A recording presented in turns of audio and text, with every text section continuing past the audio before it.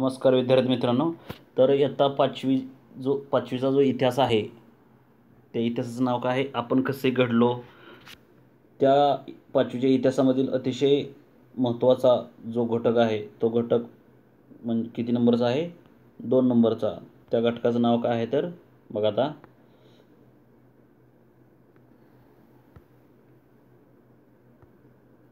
त्या घटकाचं नाव काय आहे,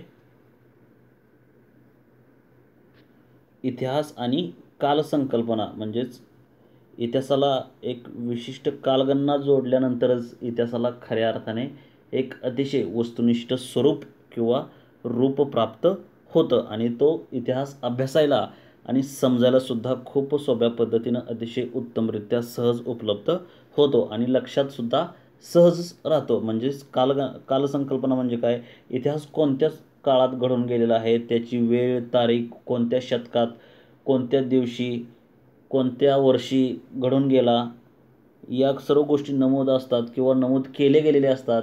अशा स्वरूपातला इतिहासच काय करत असतो तर वस्तुनिष्ठ स्वरूपात शास्त्रीय पद्धतीने आपल्याला एक जगण्याची नवी उमेद किंवा एक चांगल्या प्रकारे ज्ञान तो इतिहास आपल्याला देत असतो. आणि याच पाठातून आपण काय पाहायचं आहे तर इतिहास आणि कालसंकल्पना पाहायची आहे. तर बघा आता यातील अतिशय जे महत्त्वाचे पॉईंट आहेत ते कोणकोणते आहेत बघा आता. पहिला पॉईंट कोणता आहे तर बघा, काळाची विभागणी आणि कालरेषा.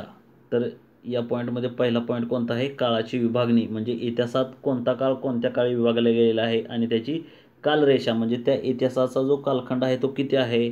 त्यानंतर दुसरा पॉईंट कोणता आहे, कालगणना आणि कालगणनेच्या पद्धती. म्हणजे कालगणना कशा स्वरूपात मोजली जाते, कशा स्वरूपात इतिहास मोजला जातो त्याच्या पद्धती.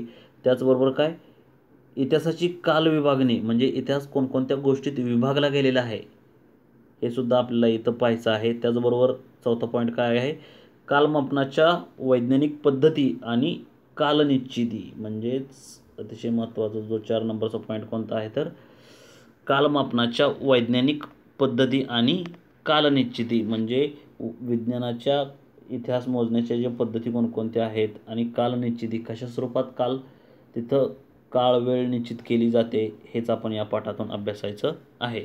तर बघा आता पहिला पॉईंट काय आहे तर काळाची विभागणी आणि कालरेषा. अतिशय महत्त्वाचा पॉईंट आहे, गडबड करायची नाही कोणीही, अतिशय सूक्ष्मपणे हा व्हिडिओ पाहायचा आहे. तर बघा आता, काळ समजावून घेण्याच्या वेगवेगळ्या पद्धती असतात. काळ अखंड असतो, काळाला वेळ काळ असं काही नसतं. काळ किती असेल, वितभर असेल, हातभर असेल असा काळ अजिबात नसतो. तो कसा असतो, अखंड असतो. पण आपल्या सोयीसाठी आपण त्याचे विभाजन करतो. म्हणजे एखादी गोष्ट एक कमीत कमी वेळेत जास्तीत जास्त वेळेत घडत असते, त्यामुळे ती घटना घडून गेलेली असते. किती वेळात त्या घडून गेलेली जी घटना असते ती पटकन सहज निरंतर लक्षात राहावी, त्याची नोंद राहावी म्हणून काय करतो आपण, त्याला एक विशिष्ट वेळ देत असतो.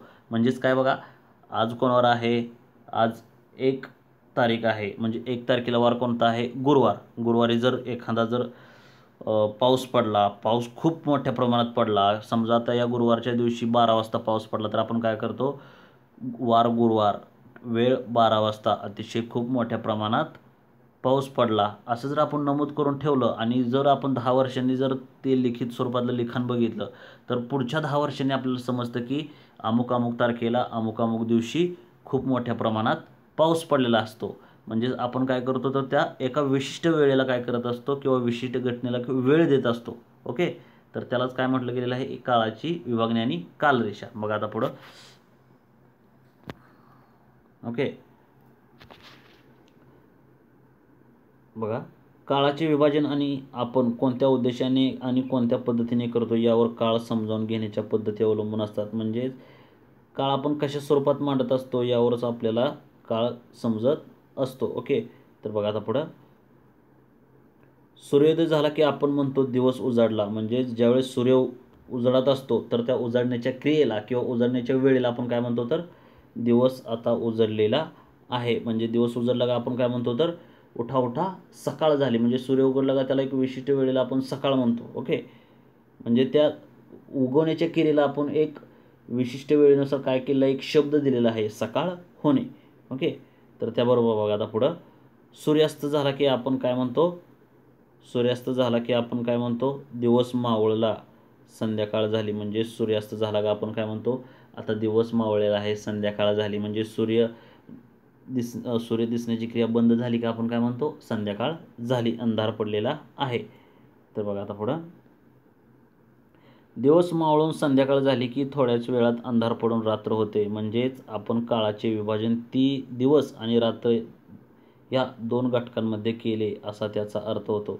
म्हणजे दिवसाची विभागणी आपण किती घटकांमध्ये केली, तर 2 घटकांमध्ये केली. उगवण्याच्या क्रियेला सकाळ हे नाव दिलं आणि जी मावळण्याची क्रिया आहे सूर्याची तिला संध्याकाळ हे नाव दिलं. म्हणजे वेगवेगळी क्रिया आपल्याला दिसून येते, त्यामुळे आपण काय केलेलं आहे, या वेळेला वेगवेगळ्या स्वरूपाचं नाव दिलेलं आहे. तर बघा आता पुढं, आपली पृथ्वी एका ठराविक गतीने स्वतःच्या आसाभोवती फिरते. म्हणजे ही पृथ्वी काय करत असते, तर स्वतःभोवती, परीक्षेला हा प्रश्न विचारला जाऊ शकतो, पृथ्वी काय करत असते, कोणाबरोबर फिरत असते, तर स्वतःच्या आसाभोवती. म्हणजे स्वतःचा एक आस तयार करून पृथ्वी काय करत असते, स्वतःच्या आसाभोवती फिरत असते. तर ओके, बघा पुढं, तसेच ती सूर्याभोवती फिरते. सूर्य हा स्वयंप्रकाशित आहे. म्हणजेच पृथ्वी काय करत असते, बघा, सूर्याभोवती फिरत असते. परीक्षेला प्रश्न विचारला जाऊ शकतो की पृथ्वी कोणत्या ग्रहाभोवती कोणत्या ताऱ्याभोवती फिरत असते. तर आपल्याला लिहिता आलं पाहिजे काय, तर पृथ्वी ही सूर्याभोवती फिरते. सूर्य हा स्वयंप्रकाशित आहे. म्हणजे सूर्याला स्वतःचा प्रकाश आहे. सूर्यकिरणांपासून सतत प्रकाश मिळतो, तरीही आपल्याला मात्र फक्त दिवसा प्रकाश दिसतो आणि रात्री अंधार. म्हणजेच काय, हा जो दिवस आहे, हा दिवस म्हणजेच काय आहे, तर सूर्याची किरणं आहेत. त्या जोपर्यंत ही सूर्याची किरणं राहतात तोपर्यंत आपण त्याला काय म्हणतो, हा दिवस आहे. एकदा का सूर्य मावळला का आपण काय म्हणतो, रात्र झाली. बघा आता पुढं, पृथ्वी स्वतःच्या आसाभोवती फिरत असताना तिचा जो पृष्ठभाग सूर्यासमोर येत राहतो तिथे उजीड होतो. जो भाग सूर्यासमोर दूर जात राहतो तेथे अंधार होत जातो. पृथ्वीची जी स्वतःच्या आसाभोवताची जी एक प्रदक्षिणा पूर्ण होण्यास 24 तासाचा अवधी लागतो. सुमारे 12 तासांचा दिवस आणि 12 तासाची रात्र असा हा अवधी असतो. तर बघा आता अतिशय महत्त्वाचा इथं जो घटक आहे त्यातील अतिशय महत्त्वाचा हा सब टॉपिक आहे. बघा आता काय दिलेलं आहे इथं, ज्यावेळेस सूर्य एका जागेला असतो आणि पृथ्वी स्वतःच्या आसाभोवती फिरत असते त्याच वेळेस काय असतं, तर पृथ्वी सूर्याभोवती फिरत असताना किती वेळ लागतो, तर 12 तास लागतात. 12 तास म्हटल्यानंतर एक पृथ्वीचं अंग ज्यावेळेस सूर्याच्या भागाच्या बाजूला असतं त्यावेळेस सूर्याची किरणं काय करत असतात, पृथ्वीवर पडत असतात. आणि ज्यावेळेस ही किरणं त्यावेळेस पृथ्वीवर पडतात त्यावेळेस आपण काय म्हणतो, तर दिवस आहे. म्हणजे जो आपल्याला दिवसात जो प्रकाश दिसतो तो पूर्ण सूर्याचा असतो. आणि ज्यावेळेस सूर्याच्या एका बाजूला जी पृथ्वी असते, एका बाजूला जी 12 तासाचा वेळ घेते त्या 12 तासाला काय म्हणतो आपण, 12 तासाचा दिवस. आणि ज्यावेळेस पृथ्वी फिरत फिरत एका बाजूनं पृथ्वी सूर्याच्या जो उजेड असतो ती बाजू फिरून ज्यावेळेस 6च्या पुढे ज्यावेळेस पृथ्वी दुसऱ्या बाजूने फिरते त्यावेळेस सूर्य काय करत असतो, तर आपली किरणे हळूहळू पृथ्वीवर टाकत असतो. आणि पृथ्वी फिरत फिरत असताना ज्यावेळेस पृथ्वीवरील भाग हा काय करत असतो, अंधारल्या बाजूला जी पृथ्वी फिरत असते त्यावेळेस काय होत जातं, तर अंधार पडत जात असतो. तर बघा हा सर्व जो काळ आहे तो किती तासाचा आहे, तर 24 तासाचा आहे. किती तासाचा आहे हा काळ, 24 तासाचा आहे. ओके, यालाच आपण काय म्हणतो, 12 तासाचा दिवस आणि 12 तासाची रात्र असं आपण याला म्हणत असतो. ओके, अशा प्रकारचा एक दिवस आणि एक रात्र मिळून होणाऱ्या काळालाही व्यापक अर्थाने दिवस असे नाव आहे, किंवा यालाच आपण काय म्हणतो, तर दिवस असे म्हणतो. ओके,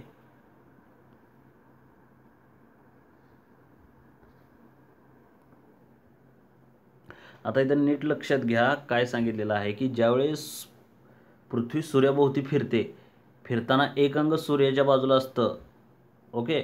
तर ते जे अंग सूर्याच्या बाजूला असतं त्या अंगावर सूर्याची किरणे पडतात तो दिवस असतो, आणि ज्या अंगावर सूर्याची किरणे नसतात तीच रात्र असते. ओके. म्हणजेच एका बाजूला सूर्याचा प्रकाश असतो आणि एका बाजूला नसतो. ओके. तर बघा आता पुढं, यालाच 12 तास दिवसाला 12 तास लागतात आणि रात्रीला 12 तास लागत असतात. यालाच काय म्हटलं जातं, एक दिवस म्हटलं जातं किंवा 24 तास म्हटले जातात. ओके. तर बघा, सोमवार ते रविवार असा 7 वारांचा एक आठवडा, 2 आठवड्यांचा एक पंधरवाडा, 4 आठवड्यांचा म्हणजे 2 पंधरवाड्यांचा एक महिना आणि 12 महिन्यांचे एक वर्ष, अशा पद्धतीने आपण काळाची क्रमवार विभागणी करतो. म्हणजेच बघा आता, सोमवार ते रविवार एक आठवडा, ओके, 2 आठवड्यांचा एक पंधरवाडा आणि 2 पंधरवाड्यांचा एक महिना, अशा सर्व काळांना आपण काय केलं आहे, विशिष्ट गोष्टीत बांधून आपल्याला समजेल असा काळ समजावून घेतलेला आहे आणि त्याचं लिखित स्वरूप मांडणी केलेली आहे. ओके. आता बघा पुढं, इसवी सणाचा काळ. इतिहासाच्या दृष्टिकोनातून हा इसवी सणाचा काळ अतिशय महत्त्वाचा आहे. ओके. आता बघा, हा कोणता काळ आहे, इसवी सणाचा काळ. म्हणजे इसवी सन पूर्व, ज्या कालगणनेत आपण शब्द उच्चारतो याचा इतिहासात उत्क्रांती कशी झाली हे आपण या पाठातून अभ्यासणार आहोत. बघा आता, एक रेखीय विभागणीत एका पाठोपाठ येणाऱ्या वर्षाची क्रमवार मांडणी केली जाते. इतिहासाच्या पुस्तकामध्ये एका पाठोपाठ घडलेल्या घटनांची साखळी अशा एकरेखी पद्धतीने क्रमश मांडलेली असते. यासाठी सर्वसाधारणपणे इसवी सणाचा वापर केला जातो. बघा, काही वेळा काय होतं, तर सलग इतिहास रोज रोज घडत गेलेला असतो. म्हणजे आज एक घटना घडली, परवा एक घटना घडली, त्याच्या 2 दिवसानंतर घटना एक घडली. या सर्व गोष्टी भविष्यात मांडून उपयोगी पडण्यासाठी किंवा समजण्यासाठी काय केलं जातं, तर क्रमशः इसवी सणाचा उपयोग केला जातो. ओके. तर बघा आता पुढं, आपण वापरतो ती दिनदर्शिका इसवी सणावर आधारलेली असते. म्हणजेच येशू ख्रिस्तांच्या स्मरणार्थ इसवी सणाची सुरुवात झाली. म्हणजेच येशू ख्रिस्ताचा जन्म जेव्हा झाला तेव्हापासून येशू ख्रिस्ताच्या स्मरणार्थ इसवी सणाची सुरुवात झाली. म्हणजे येशू ख्रिस्ताचे नाव लक्षात राहावे, त्याचे स्मरण आपल्या रोज दैनंदिन जीवनात असावे म्हणून येशू ख्रिस्ताच्या स्मरणार्थ ही इसवी सणाची सुरुवात झालेली आहे. मराठीत इसवी हा शब्द येशू या नावाने संबंधित आहे. म्हणजे इसवी सणालाच काय म्हटलं जातं, येशू हे नाव म्हटलं जातं. तर बघा आता, ज्या वर्षापासून इसवी सणाची सुरुवात झाली ते इसवी सणाचे पहिले वर्ष. म्हणजेच ज्या वर्षापासून काय केलेलं आहे, इसवी सणाची सुरुवात झालेली आहे ते वर्ष इसवी सणाचे पहिले वर्ष म्हणून संबोधले गेलेले आहे. तर बघा, परीक्षेला प्रश्न ह्याच्यावर येशू ख्रिस्तावर विचारले जाऊ शकतात की इसवी या शब्दाचा मराठीत नाव काय आहे, तर आपल्याला लिहिता आलं पाहिजे तर येशू. ओके. तर बघा आता, एक या संख्येने दाखवली जाते. म्हणजेच इसवी सणाचे पहिले वर्ष, त्या वर्षाची सुरुवात एक या संख्येने दाखवली जाते. बघ, म्हणजेच काय, इसवी सन 1, इसवी सन 2, इसवी सणाच्या अगोदर, इसवी सणाच्या जन्मापूर्वी जर एखादी घटना घडलेली असेल तर इसवी सन पूर्व म्हटलं जातं. बघा, काय म्हणायचं आहे मला, इसवी सणाच्या येशू ख्रिस्ताच्या जन्माच्या अगोदर जर एखादी घटना घडली असेल तर त्याच वेळेस काय म्हटलं जातं, इसवी सन पूर्व हा शब्द इतिहासात आपल्याला वारंवार आढळून येताना दिसेल. ओके. तर बघा आता पुढं, प्रत्येक वर्षाची क्रमसंख्या पुढच्या दिशेने चढत जाते. इसवी सणाच्या पहिल्या 100 वर्षाचा म्हणजे पहिल्या शतकाचा काळ इसवी सन 100 असा लिहिला जातो. म्हणजेच इसवी सन पूर्वसुद्धा म्हटलं जातं आणि इसवी सन म्हणजे पहिल्या शतकाचा काळ इसवी सन 1 ते 100 असा लिहिला जातो. इसवी सणाच्या पहिल्या सहस्त्रकाचा काळ इसवी सन 1 ते 1000 असा लिहिला जातो. म्हणजे परीक्षेला जर प्रश्न आला इसवी सणाचा सहस्त्रकाळ किती असतो, तर आपल्याला 1 ते 1000 असा लिहिता आला पाहिजे. ओके. बघा पुढं, तो कोणता आहे काळ, इसवी सन 1 ते 1000. ओके. आता बघा पुढचा पॉईंट, इसवी सन पूर्वीचा काळ. इसवी सन पूर्वीच्या काळाचा कालगणना कशा स्वरूपात आहे बघा आता, इसवी सणाची सुरुवात होण्यापूर्वीचा काळाला इसवी सनपूर्व काळ असे म्हटले जाते. म्हणजे इसवी सन म्हणजे येशू ख्रिस्ताच्या जन्माच्या अगोदरची एखादी घटना जर मांडून ठेवली असेल, त्याच घटनेला अभ्यासताना आपण काय म्हणतो, इसवी सन पूर्व असं म्हणत असतो. तर बघा आता पुढं, इसवी सणापूर्वीच्या पहिल्या शतकाची सुरुवात इसवी सन पूर्व 100 या वर्षी झाली आणि ते इसवी सन पूर्व 1 या वर्षी संपले. म्हणजे इसवी सन पूर्व एखादी घटना लक्षात ठेवताना कोणता आकडा वापरला जातो तर इसवी सन 100. इसवी सन 100 हा आकडा वापरला जातो. ओके, तर बघा पुढं. तसेच इसवी सनापूर्वी पहिल्या सहस्त्रकाची सुरुवात इसवी सन पूर्व 1000 या वर्षी झाली आणि ते इसवी सन पूर्व 1 या वर्षी संपले. म्हणून इसवी सनापूर्वीच्या पहिल्या 100 वर्षाचा म्हणजेच पहिल्या दशकाचा काळ म्हणजे इसवी सन पूर्व 100चा 1. म्हणजे इसवी सन पूर्व अगोदर जर एखादी घटना घडून गेलेली असेल, इसवी सन पूर्व म्हणजे इसू ख्रिस्त जन्माच्या अगोदर जर एखादी घटना 1 वर्ष अगोदर घडलेली असेल तर इसवी सन पूर्व 100 ते 1 असा काळ आपण मानला जातो किंवा इतिहासात या काळालाच या पद्धतीनं अभ्यासले जाते. मग आता पुढं इसवी सनापूर्वीच्या काळाला पहिल्या सहस्त्राला काळ म्हणजे बघा आता काय येतं. इसवी सनापूर्वीच्या पहिल्या सहस्त्रकाचा काळ म्हणजे इसवी सन पूर्व 1001. आता बघा पुढं इसवी सनापूर्वीचा कालखंड लिहिण्याची पद्धत आपण काही उदाहरणांच्या सहाय्याने पाहूयात. बघा आता इसवी सन काय आहे बघा. इसवी सन पूर्व काय आहे 2000, इसवी सन पूर्व 1500, इसवी सन पूर्व 1000, इसवी सन पूर्व 1500. त्याचबरोबर काय आहे ही काय आहे कालगणना सगळी इसवी सनाच्या जन्माच्या अगोदरची कालगणना आहे. कशी कालगणना आहे तर बघा इथं येशू ख्रिस्ताच्या जन्माच्या अगोदरची ही सर्व कालगणना आहे. आता बघा पुढं इसवी सन इथं येशू ख्रिस्ताचा जन्म झाल्यानंतर जी कालगणना केली जाते ही कालगणना कोणती आहे तर इसवी सनाच्या जन्माच्या नंतरची ही कालगणना आहे. बघा सगळी इसवी सन 100, त्याचबरोबर इसवी सन 500, इसवी सन 1000, इसवी सन 1500 आणि इसवी सन 2000. ओके, आता बघा पुढं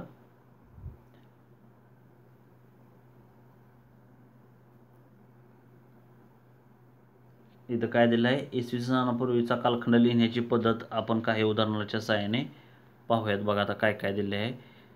वर्धमान महावीरांचा जीवनकाळ इसवी सन 599. म्हणजे वर्धमान महावीरांचा जो जन्मकाळ होता तो कधी होता तर येशू ख्रिस्ताच्या जन्माच्या अगोदर.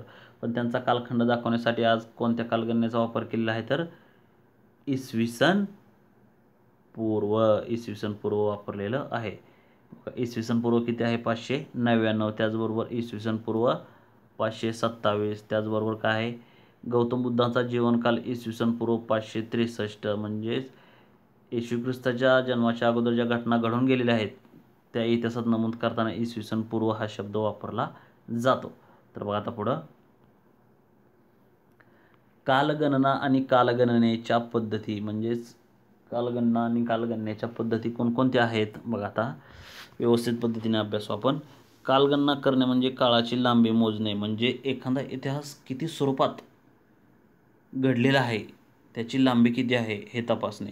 काळ मोजण्याची आपल्याला माहीत असलेली एक पुढीलप्रमाणे आहेत. म्हणजे इतिहास किती वेळात घडला. जरी काळाची लांबी असली तरी इतिहास रोज ती एखादी घटना रोज घडत गेली का रोज फक्त 5 मिनटं घडत होती. या सर्व गोष्टी या पद्धतीनं आपल्याला माहिती करून घेता येतात. बघा आता पुढं सेकंद, मिनिट, तास, दिवस, आठवडा, पंधरवडा, महिना, वर्ष, शतक आणि सहस्त्रक. सेकंद हे यातील सर्वात छोटे एकक आहे.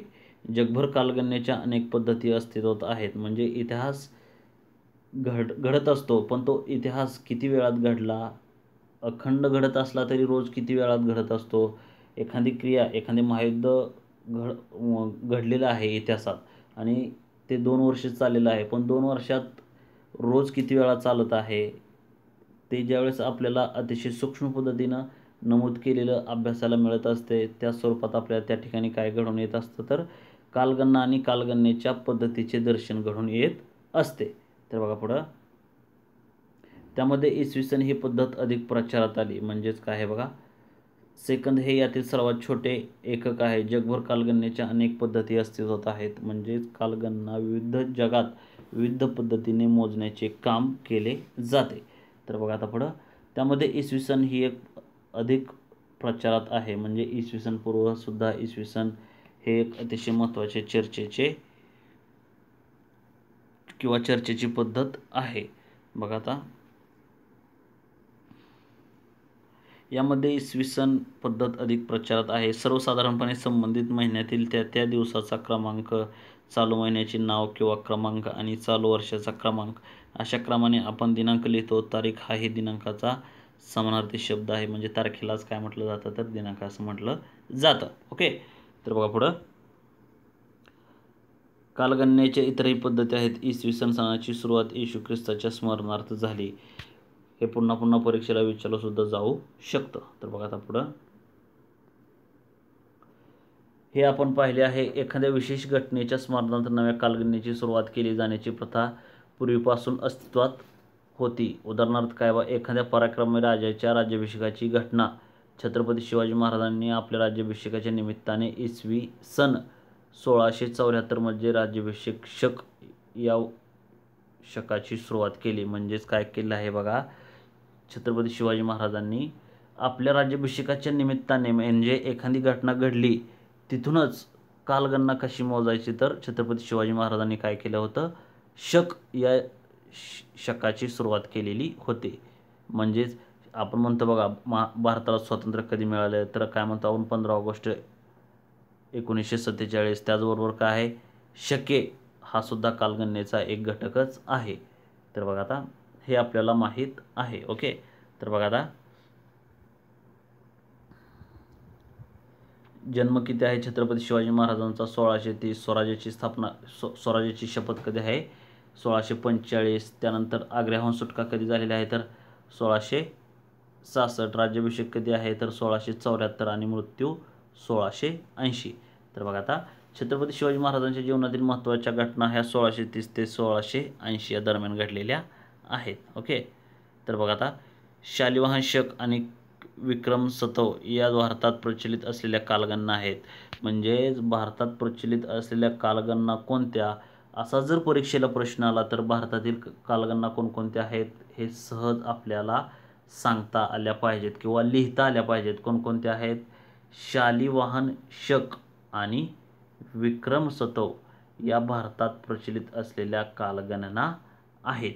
इस्लाम धर्माचे संस्थापक प्रेषित मुहम्मद पैगंबर यांनी मक्केहून मदिनेला स्थलांतर केले. या स्थलांतराच्या कालगणना हिजरी या कालगणनेची सुरुवात झालेली आहे. म्हणजेच मोहम्मद पैगंबरने ज्यावेळेस तिकडून मोहम्मद पैगंबरांनी मक्केहून आलेले आहेत त्यावेळेस त्यांच्या स्मरणार्थ काय केलेलं आहे हिजरी या कालगणनेची त्यांनी सुद्धा सुरुवात केली गेलेली आहे किंवा त्यांनी सुद्धा सुरुवात केलेली आहे. ओके, बघा आता पुढं आज 10 तारीख असेल तर काल 9 तारीख होती आणि उद्या 11 तारीख असेल हे सांगता येते. म्हणजे कालगणनेच्या पद्धतीमध्ये आपण काळाची लांबी मोजतो. म्हणजे परवा कोणती तारीख आहे हे आज आपण सांगू शकतो. ओके, तर बघा आता इसवी सनाचा प्रारंभ होण्यापूर्वीच्या काळात घडून गेलेल्या घटनांचा अभ्यास करताना त्याच्या काळाचा उल्लेख इसवी सनापूर्वी अमुक इतकी वर्षे असा केला जातो.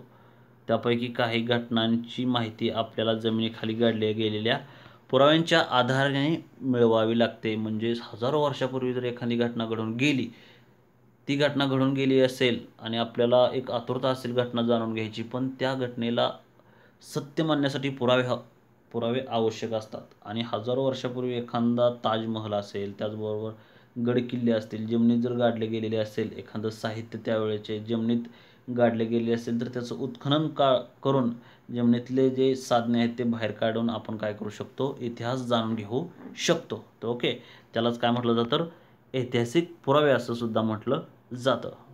ओके, तर बघा तो पुरावा बहुधा वस्तू आणि वास्तू यांच्या अवशेषांच्या स्वरूपात असतो. त्या अवशेषांच्या आधाराने हजारो वर्षापूर्वीच्या घटनांची कालनिश्चिती करणे वैज्ञानिक पद्धतीने आधारे शक्य आहे. म्हणजे एखादी वस्तू हजारो वर्षापूर्वी एखादा इतिहास घडला आणि त्या काळची वस्तू जर आपल्याला आता सापडली तर त्या वस्तूच्या हालतवरून आपण अंदाज लावू शकतो की ही वस्तू कोणत्या काळची आहे आणि इतिहास कोणत्या काळात घडून गेलेला आहे यावरूनच आपल्याला समजत असते. ओके, तर बघा पुढं जमिनीखाली मातीचे एकावर एक असे अनेक थर साचलेले असतात. मातीच्या थरांचा कालखंड अमुक तारखेपासून तमुक तारखेला असा असतो. असाच काळ निश्चित स्वरूपात सांगता येत नाही. ओके, तर बघा पुढं.